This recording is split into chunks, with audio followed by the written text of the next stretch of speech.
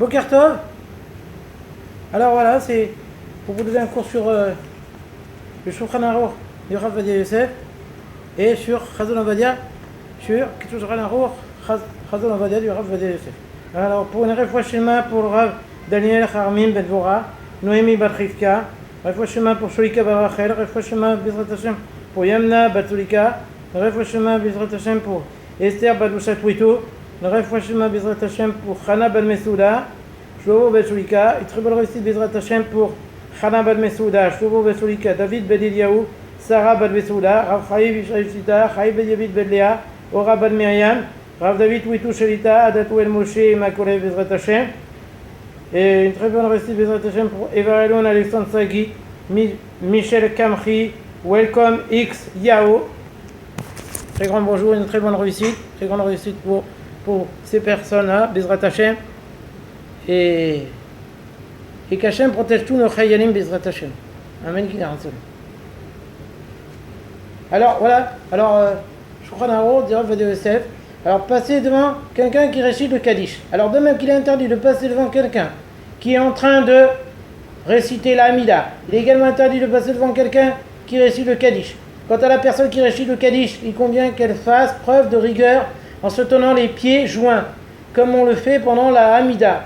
On évitera par ailleurs d'imiter le comportement de ces personnes qui, parce qu'elles sont si pressées, entament la récitation du Kaddish assises ou en marchant. De plus, on fera tout spécialement preuve de rigueur en faisant 3 pas en arrière lors de la conclusion du Kaddish avant de dire Oshe Shalom, et pas seulement lors de la conclusion du Kaddish Tit Kabal après la récitation de la prière publique par l'officiant. Lorsqu'on répond avec l'assemblée Amen Yesheme Rabba Mevarar au Kaddish, il faut dire Les Alam le Mealmaya Idbarar en ajoutant la lettre Vav ou et non comme cela est écrit dans certains livres de prière, les alam, l'alme, almaya, idbarar, sans vav, car il s'agit d'une erreur. Ankelos a en effet traduit le verset Hashem imlor, leolam vaed, par Hashem malchute, kaim, lealam, l'alme, almaya, avec un vav, conformément à la version que l'on trouve dans les livres de prière des Géonim et des Rishonim, comme Rav Sadia Gaon, Rav Amram Gaon, le Rambam, le Rokia, le Rashba, le Manig ou le Chida. Notre maître, l'auteur du Beit Yosef, fait déjà remarquer qu'il est nécessaire de dire ou l'almé avec un vav en accord avec la version des anciens. Il ne faut donc pas en changer car telle est la règle. Il y a par ailleurs 28 lettres jusqu'à l'expression Almaya. Le mot Shemé est en effet déficient puisqu'il lui manque un Yud, comme cela ressort des écrits du prophète Daniel, où le mot Shemé est écrit sans Yud. Il faut dire dans le Kaddish Bealma Divera Kiroté, c'est-à-dire avec un Chaf, comme c'est le cas de certaines lettres comme le Bet Gimel, Dalet, Chaf, le P, le Tav, qui peuvent se prononcer de deux manières différentes selon qu'elles présentent ou non un Dagesh. L'expression Yeme Sheme Rabba Mevarar signifie que son nom suprême soit béni. Certains Rishonim l'ont traduite ainsi, que son nom suprême soit parfait Shalem, dans la mesure où Hachem a juré que son nom et son trône ne seraient parfaits qu'après la destruction d'Amalek. Et c'est effectivement de cette manière que l'a expliqué le Harizal. On dit dans le Kaddish Le'ela Mikol Bichata, et c'est en effet ce qu'écrit le Rashash. Dans le Kaddish Tit Kabal, la coutume veut que l'on dise Tit Kabal, Tselotana Uvaotana, In Tseloteon Uvaotechon, Dechol, Bet Israël, afin de se compter soi-même dans l'assemblée, dans l'ensemble, de se compter soi-même dans l'ensemble de la communauté d'Israël, comme cela a été enseigné dans le traité Barachot, page 30a. On devra toujours s'associer à l'assemblée. Et telle est effectivement la coutume en terre d'Israël et parmi un certain nombre de congrégations saintes en diaspora. Kodam Avuna d'Ishmaya Vimru Amen devant notre Père qui est au ciel, et ils diront Amen. Telle est la version du Kaddish Tit Kabal d'après le Rambam, et d'autres ajoutent Kodam Avuna Devishmaya Ve'ara devant notre Père qui est au ciel, et sur terre, mais en réalité, il n'y a aucune raison de mentionner l'attribut Avuna en ce qui concerne la terre, car Avuna signifie notre Père, et ce terme se réfère au ciel, comme l'indique l'expression notre Père qui est au ciel. C'est pourquoi on fera mieux de dire Kodam Avuna de Vishmaya, sans ce surplus de Vehara. Dans la version du Kaddish Titkabal, que l'on récite pendant les 10 jours de repentir à Seret Yeme Teshuvah, on termine ainsi au Shea Shalom Bimumav, tout comme on a la coutume de le faire lors de la clôture du Shemone Esrei, conformément aux paroles du Harizal, rappelant qu'il convient alors d'avoir à l'esprit que la valeur numérique de l'expression à Shalom est la même que celle du nom Safriel, l'ange qui écrit le nom des êtres humains dans le livre de la vie pendant les 10 jours de repentir. Ceci n'est donc pas le cas pendant le restant de l'année où l'on dit seulement au Shalom Bimromav sans ajouter le de et. Toutefois, lors de la récitation du Kaddish Titkabal pendant la prière du soir, il est préférable de dire au Shalom Bimromav sans ajouter de et.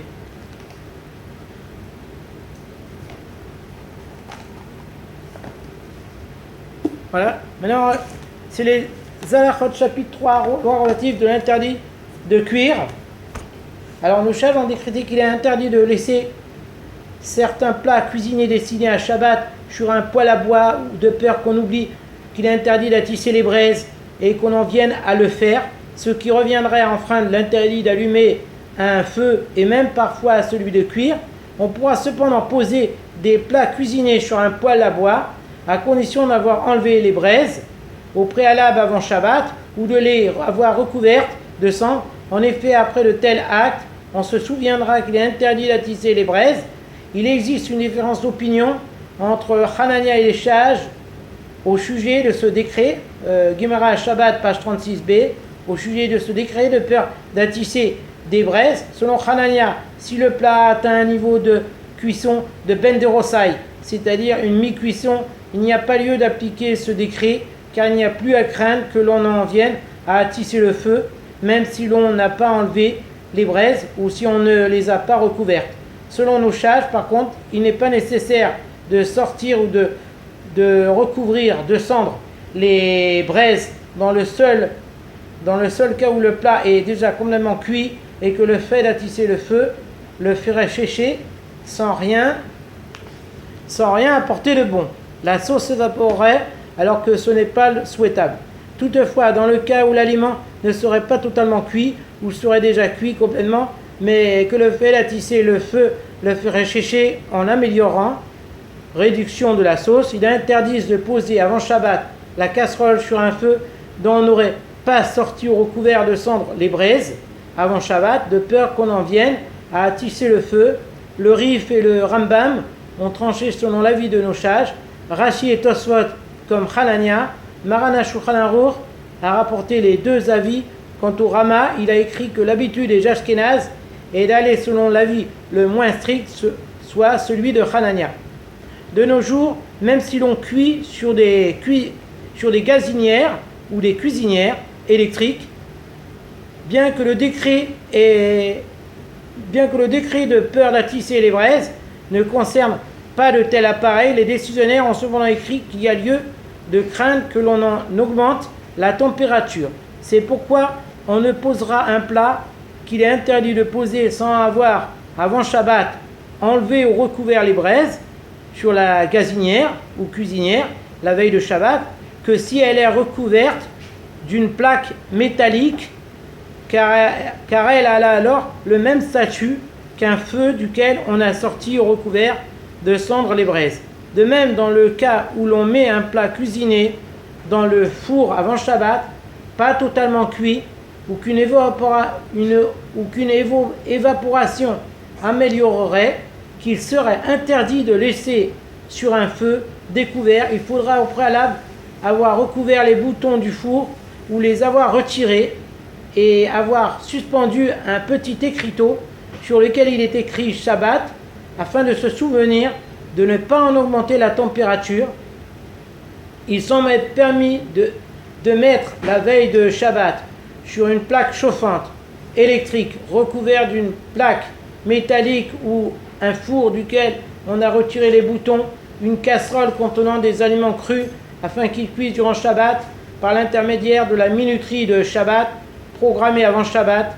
Cependant, il est permis de poser la veille de Shabbat toutes les sortes de plats que l'on veut sur une plata de Shabbat, plaque électrique maintenant les aliments au chaud, puisque nous n'avons aucune possibilité d'en changer la température, il n'est pas nécessaire de la recouvrir d'une plaque métallique. Alors les décisionnaires s'opposent concernant l'avis de Maran à Shulchan Aruch. Pense-t-il que la halakha va selon le Rif et le Rambam qui suivent nos sages, ou comme Rashi et Tosfot qui suivent Hanania? Quoi qu'il en soit, il est rapporté que dans les pays séfarades, avant la diffusion du Shulchan Aruch, on avait l'habitude de suivre l'avis indulgent de Rashi et Tosfot au sujet de l'interdit de poser un plat sur un feu découvert avant Shabbat.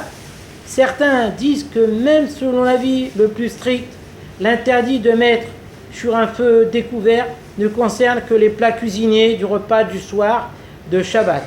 En ce qui concerne les plats du Shabbat midi, il est permis de les mettre sur un feu dont n'aurait pas sorti ou recouvert de cendres les braises, bien qu'ils ne soient pas totalement cuits. La halakha à appliquer est la suivante. Il est interdit de poser sur un feu découvert avant Shabbat un plat destiné au repas du soir de Shabbat s'il n'est pas totalement cuit ou si une cuisson supplémentaire améliorerait. Il faudra recouvrir le feu d'une plaque métallique, même s'il s'agit de cuisinière électrique. Par contre, on peut être indulgent et poser avant Shabbat un plat destiné au second repas de Shabbat le matin, cuit au moins à moitié sur une gazinière ou sur une cuisinière, même non recouverte d'une plaque métallique.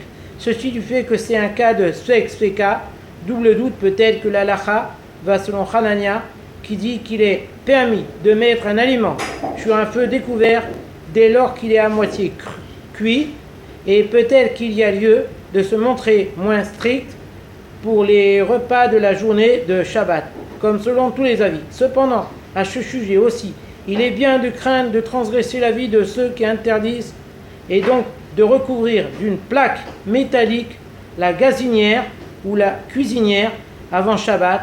Si l'on pose avant Shabbat les plats sur une plata de Shabbat électrique, il y a lieu de permettre de poser dessus toutes les sortes de plats que l'on voudra, quel que soit leur état, tant pour le premier repas que pour le second repas, sans avoir besoin de la recouvrir d'une plaque métallique. Alors, poser sur un feu un plat totalement cuit qui se détériore en se déchéchant. Il est permis de mettre la veille de Shabbat, même sur un feu ou une cuisinière découvert un plat totalement cuit qui se détériorerait en se déchéchant si l'on prolongerait sa cuisson, car il n'y a alors pas lieu de craindre que l'on en vienne à augmenter la température puisqu'on craint que le plat ne brûle. Il est permis de mettre la veille de Shabbat sur un feu découvert une marmite contenant de la viande totalement crue, car du fait que la viande nécessite une cuisson prolongée et qu'elle n'a encore subi aucune cuisson, l'être humain ne s'en préoccupe pas jusqu'au lendemain et n'est donc pas à craindre que l'on augmente la température pour en accélérer la cuisson. Par contre, si la cuisson de la viande a déjà commencé, mais n'est même pas arrivée à moitié, selon tous les avis, il est interdit de la mettre sur un feu découvert avant Shabbat, de peur qu'on en vienne à accélérer le processus de cuisson. Il ne sera permis de la poser que sur un feu couvert d'une plaque métallique ou sur une plata électrique, dans le cas où la viande sera à moitié cuite avant le début de Shabbat. Si juste avant le début de Shabbat, on ajoute un morceau de viande crue à un plat qui a à peine commencé sa cuisson, il est permis selon tous les avis de le mettre sur un feu découvert, car du fait qu'on y a mis de la viande crue à l'intérieur, on ne se préoccupe plus jusqu'au lendemain et il n'y a pas lieu de craindre qu'on augmente la température. De même pour un plat cuit selon Ben de Rosai ou totalement cuit, mais qu'un prolongement de la cuisson améliorerait si on met à l'intérieur de la viande crue, il est permis selon tous les avis de poser la marmite sur un feu découvert avant Shabbat. Il est interdit de mettre avant Shabbat sur un feu découvert une marmite contenant des légumes ou des légumineuses crues ou ayant subi moins d'une moitié de cuisson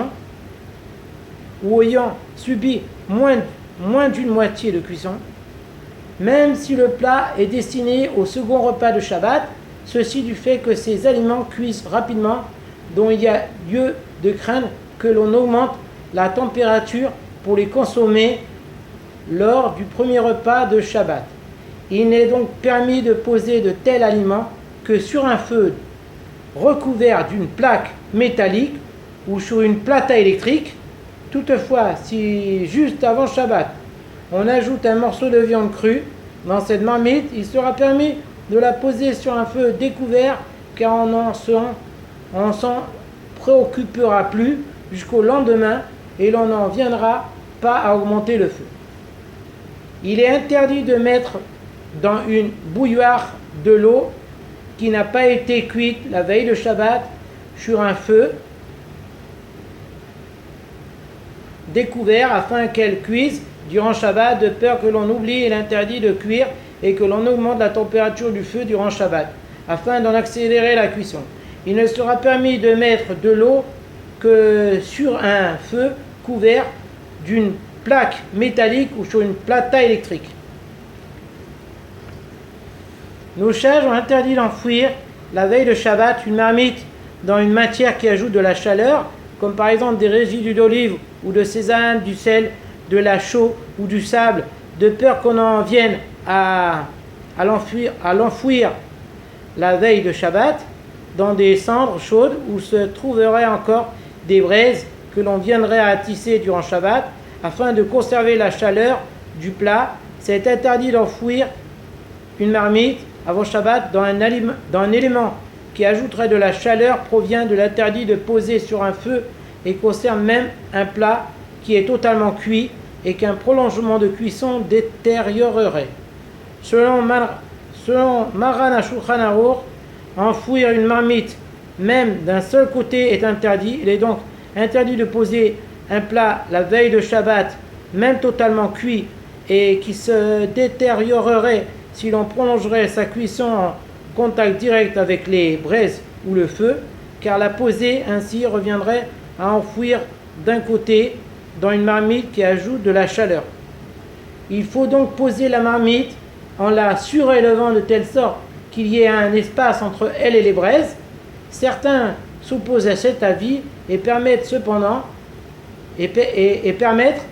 même selon Maran HaShulchan Aruch, on n'enfreint pas l'interdit d'enfouir lorsqu'on pose des plats sur une plata électrique, car la plaque électrique permet de créer un espace entre les plats et la source de chaleur. De plus, on ne peut en aucune façon augmenter la température d'une plata et elle n'est pas du tout concernée par les interdits de râteler et d'enfouir. Voilà, je vous remercie. À très bientôt, Bezrat Hashem.